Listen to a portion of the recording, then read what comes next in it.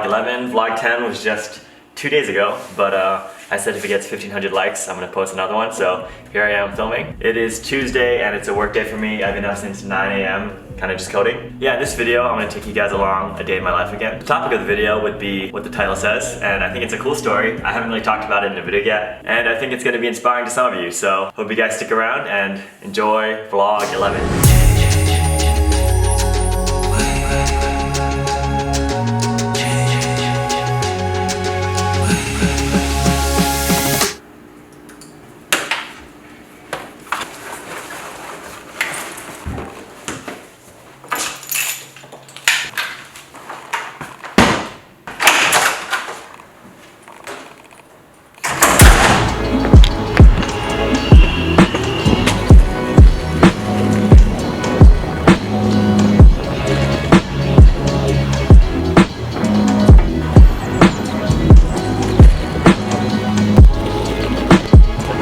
Sorry. And broccoli.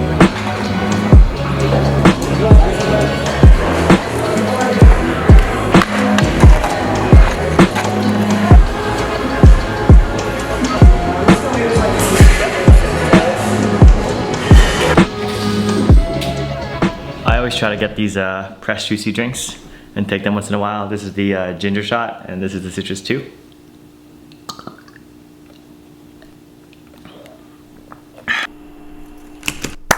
I was bored, so I built an app.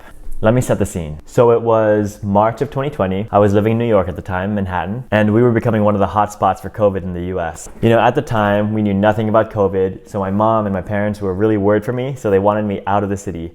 So I evacuated, I flew to Florida where my sister lives, and I decided to hide away there while COVID, settles down in New York City. I spent the 2 months just quarantining, literally staying home and just working my 9-to-5 job that I had in the city. During this time, I found myself quickly getting bored because after 5 p.m., we were all staying home. I didn't really have anything to do other than go for my evening walks around the neighborhood. So because of that, and the fact that I was watching so many episodes of Shark Tank, I decided I should use this free time to build an app of my own. So I spent the next few days brainstorming about apps that people might need, websites that we don't have yet. And then I had remembered an idea that I had back when I was a freshman in college at Boston University. So when I was a freshman in college in 2015, I was looking for BU dorms to live in. I had no one to ask which dorms were good, which dorms were bad. I tried Googling reviews of the different dorms, but there was nothing. There were some Reddit threads from maybe 10 years ago, but all I could do is basically find upperclassmen people that lived there. And that was the only source of information at the time. And I remember thinking, there's Rate My Professors, but why isn't there a Rate My Dorm?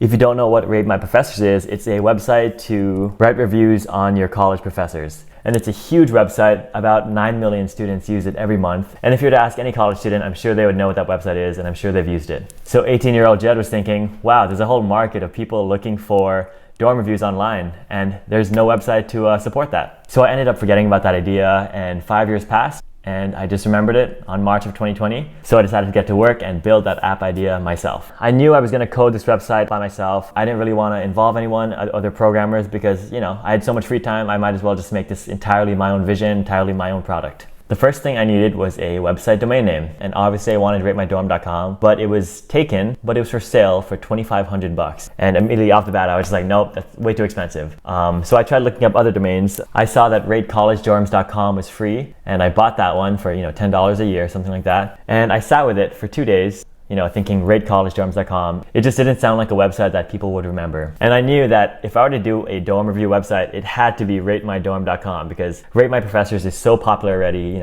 every student knows it, that ratemydorm.com would be the natural counterpart to that website. So I ended up making an offer to the guy selling ratemydorm.com. He was selling both ratemydorm.com and ratemydorms.com, plural, each for $2,500. After a lot of negotiating, I decided to pull the trigger. And the deal was I bought both domains, Rate My Dorm and Rate My Dorms. And this was a huge hit in my bank account. I thought it would be worth it because when I thought about my other costs, I am the only developer. It's not like I'd have to hire other web developers and pay them $100 an hour. The cost of the domains would pretty much be my only cost. So I took the leap, I made the purchase, and I now owned ratemydorm.com and ratemydorms.com. Okay, so it was mid-March, it was quarantine. I was still working my 9-to-5 job that was based in New York City. So the next month of my life looked like this. I would wake up at 9 a.m., work till 5 p.m., and then literally from 5 p.m. up until I went to sleep, I was only coding Rate My Dorm. I clearly remember hardly doing anything but coding during that 1 month. I don't know how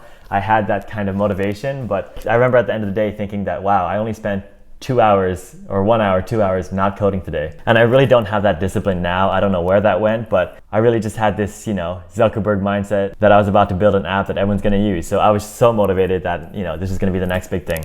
Okay, so yeah, I was spending like 7-8 hours a day doing Rate My Dorm on top of my 8 hours a day for my coding job. And on April 15, I launched the website. So the whole model of ratemydorm.com is you can go on the site, look up your school, and read and write reviews for your dorm. I also added features where you could filter the dorms based on certain amenities, certain class years, which dorms had the most freshmen living in it, which dorms had the most seniors living in it. And also you can filter by star rating. If the dorm or school doesn't exist, you could add it yourself. And on the back end, I would go in, approve that dorm, and it would be on the site. Okay, so after I launched the site, I posted on my Instagram, I asked all my friends from BU to rate a dorm, and I had maybe like 300 reviews from a couple of schools in the first few days. I didn't spend any money on advertising for this website. What I did was I just added myself to a bunch of college groups, both on Facebook and Reddit, and I pretty much just spammed my website link to tell people to try out this new dorm review website. It was received really well. So that was the only advertising I did. And currently, I think the website has 3,000 student reviews from almost 300 different universities in the US. Okay, so I launched the website on April 15. When it got to May, I had to go back to New York City because my apartment's lease was ending in May. This is when I decided not to renew a lease in New York, but instead to sign a lease in LA, which is this current apartment. So when I got to mid-May, I flew back to New York City, I sold all my furniture, packed up my stuff, and came here. So when I moved here, I was still working my 9-to-5 job that was in New York City. And it was a very strict 9-to-5 schedule. So I was up and awake at 6 a.m. every day for like 2 months. And I was dreading it. But I knew that I needed to look for another job because I could not keep this up forever. I ended up applying to this one website, a website that I had been using since I was like 8th grade. I applied to a software engineer role and I was able to get an interview. It's a pretty small company, but the CEO emailed me back and he was like, hey, you're the guy that made the dorm review app for BU, right? It turns out his daughter goes to Boston University.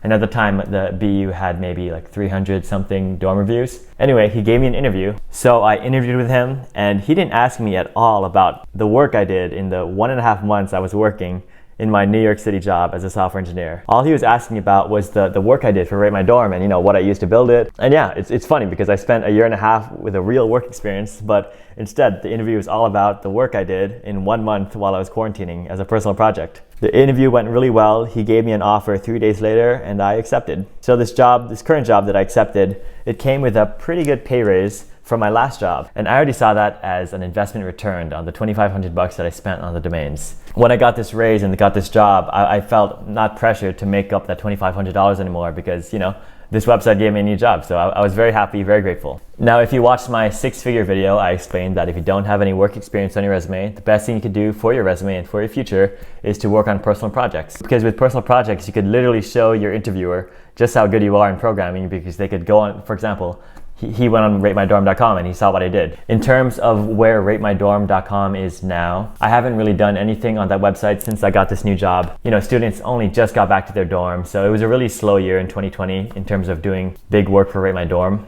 But also, I don't really have that same fire of getting Rate My Dorm to explode like I did back in March. If I was really motivated, I would, maybe get investors or put some money into marketing, getting campus reps. Yeah, I don't know. So with that said, this was not one giant ad, but if you want to check out ratemydorm.com, if you're a college student, you can go ahead, look for your school, rate a dorm, and tell your friends. Okay, so I'm currently editing this video that you're watching, but I just remembered and I forgot to mention that the guy who I bought ratemydorm.com from is the same guy that founded Rate My Professors back in like early 2000s. And he had plans to make ratemydorm.com himself, but he just got too busy, so now he's selling the domains. And he sold it to me. So yeah, back to the video.